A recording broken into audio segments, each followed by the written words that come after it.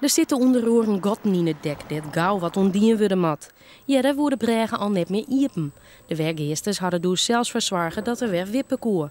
Maar ze kan het net langer, vindt Dwarpsbelang. En daarom had ze een brief schreeuwen onder de gemeente. Waar wij bang voor binnen hier is dat die bregen net meer wippen kunnen, om het zo maar te zeggen, maar horen worden van dat er een verste bregen komt. Als je dat zo vernest wezen van het dorp, want we willen graag dat er een mooi aantal boten gewoon terug het dorp varen bloot. Dat is net alleen een goed voor de leefbrug in het dorp, maar ja, ik vaar inderdaad de middenstoel en de meesten vinden het boven dat hartstikke mooi om terug het dorp te komen. Ja, daar had de gemeente Baarsterhem de tassissing dien dat ze de bregen onderhouden zullen en dat er beweegbaar bloot.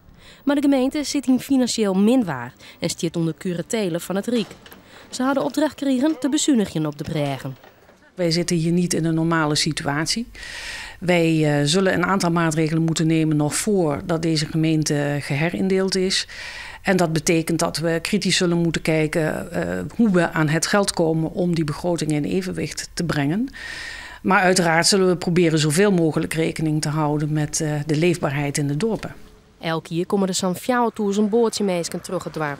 Als de bregen in de toekomst net meer iepen kan, moeten ze omvaren. En dat vind ik gewoon spietig. Vanaf het water zie je een hoop en je wilt een hoop zien. En goed, een rondvaart is natuurlijk wat sneller voor de doorstroming en zo, maar je ziet veel minder van Nederland.